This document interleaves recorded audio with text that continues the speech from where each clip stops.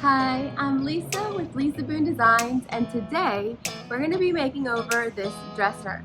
So I don't have my normal things that I like to clean with, so what I'm going to do is I'm going to scuff sand it. I don't recommend that. You should clean your piece before you sand it and then clean it again.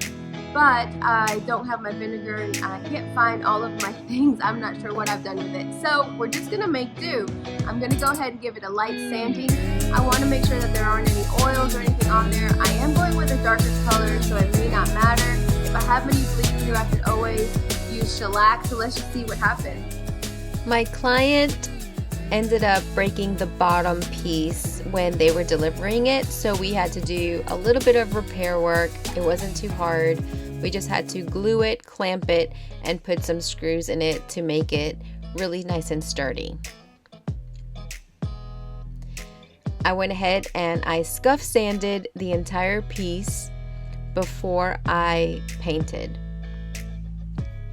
Upon doing that, that's when I realized that the top was really failing in some sections and there were still a lot of scratches. I spoke to my client and I explained what was going on top, and so we're gonna go ahead and use the carbide scraper and remove this varnish and the stain and go natural wood and paint the bottom. I think it's gonna look really good, and I think especially because she's trying to match an existing piece, there's no way that we can match it exactly, and so this is gonna complement it, and I think she's gonna be very happy. So let's get started.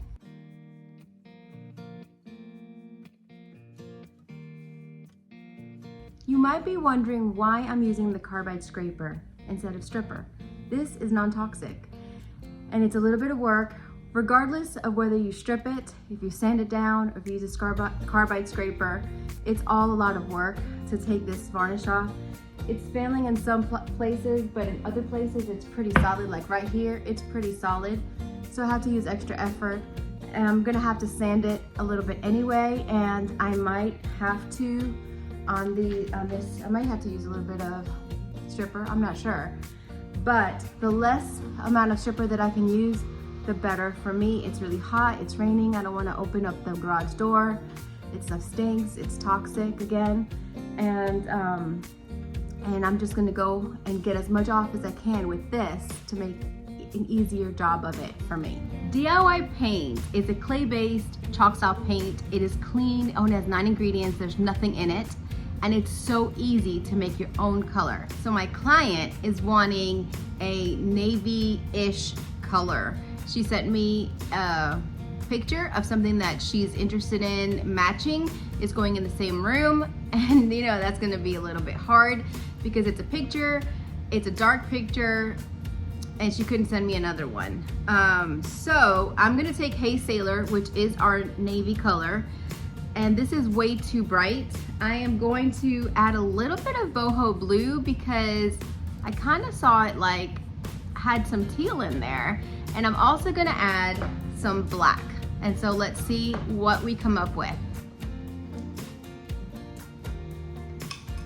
This is actually chunky. It's really, really chunky. I'm not gonna worry about it. I will add some water in here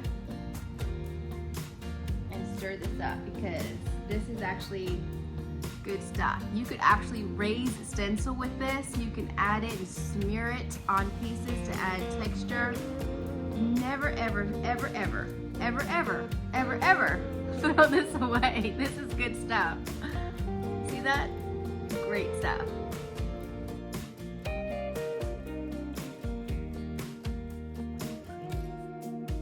There's actually a lot more paint in here than what you would have thought just from adding the water. And I'm continuing to stir, and I'm making sure that I'm scraping those sides and those little crevices and making sure that I can get it all, because it's so easy to reconstitute DIY paint. I found a jar and this was in there. I've done this before. Do you hear that? And it'll get even a little bit harder than this. but this is in the natural state, just DIY paint without any sealer at all, because it's got porcelain clay in it. It has 2 different clays. All right, let's see what we can do. I love mixology. I've never mixed boho blue and hay sailor together, so I think I want to do that first. I'm just interested. I just want to know. Inquiring minds want to know what it's going to look like. Look at that luscious boho blue. So a 1/2 and a 1/4. But this looks really close to that color that she sent me. The problem with mixing is that you have to make sure that you mix enough paint for 2 coats. Because if you like that color, you might not be able to replicate it again if you're just doing it like I did. If you're using measuring spoons or syringes, you could be more accurate. So I know that this is about the color. Can you see that? I recommend testing a little section of the furniture if you're trying to match a color specifically, and that's what I did. I let it dry, but I also sealed it. And when you seal it and let it dry, that's when you really need to see where you're at. I actually changed it up just a little bit, darkened it up, and I love the way that the final color turned out.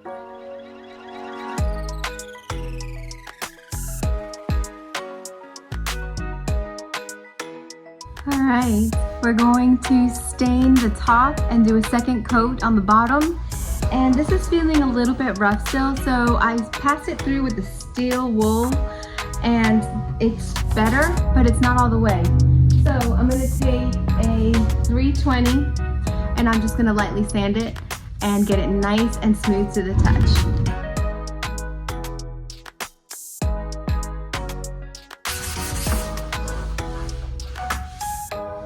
There you go, much better.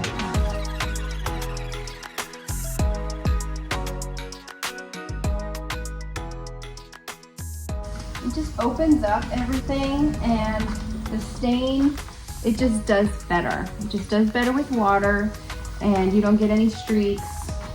You can always water it down. I do that a lot,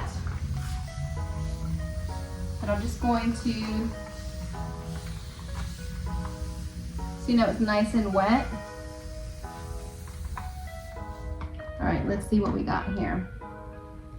So I'm just gonna get this on here. We're gonna start at one side and work all the way down.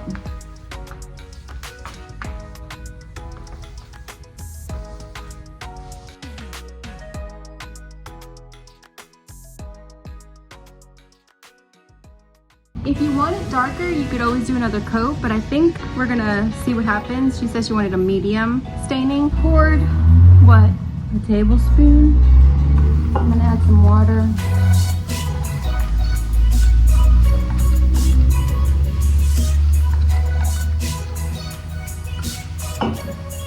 I'm gonna add a little bit more. I really like the way that this is looking. However, right here, it didn't take the stain. So I just need to try to get it on there and get it to blend a little bit better. I don't want to go too dark.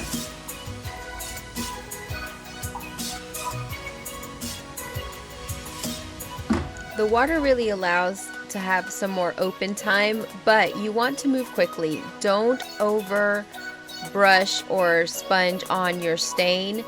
Do it very quickly because it dries quickly, and then if you need more, add more. Don't forget to rinse out your sponge really well, or your brush, because this does have a sealer in it. It'll get crusty.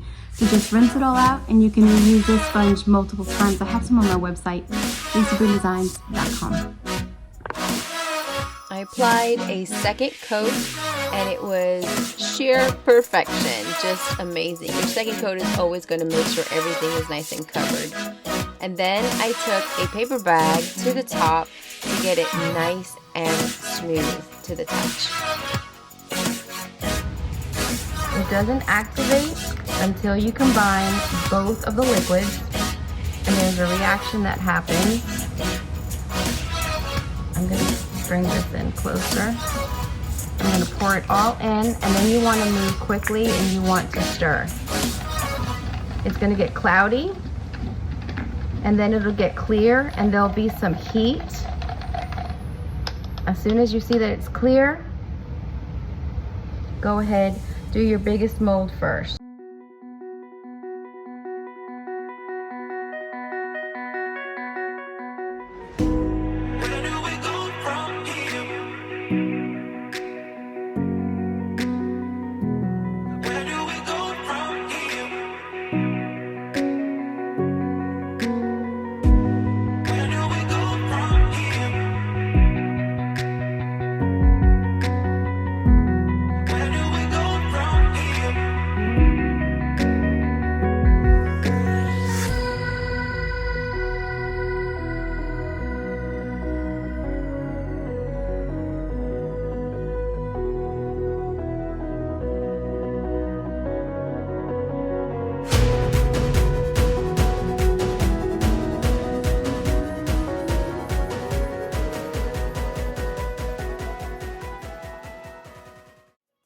When painting knobs, I like to use a stiff cardboard. I poke holes through it, put them all in there. It just makes it so much easier to paint. In this case, I decided to spray paint. I don't typically do that, but I had to get it done very quickly. It allows me to get everything done and every nook and cranny perfect. And then I did the back plates that I created because I needed them to be the exact same color. The before. And now here's the after. She got a major glow up, didn't she? My client was really happy with it. This was a dresser that was passed down from the family, and now it has a special place in their brand new home, looking fabulous. And let me know, what do you think? I thank you so much for all of your support and your kind messages. I look forward to reading them. I hope you have an incredibly blessed day. Ciao.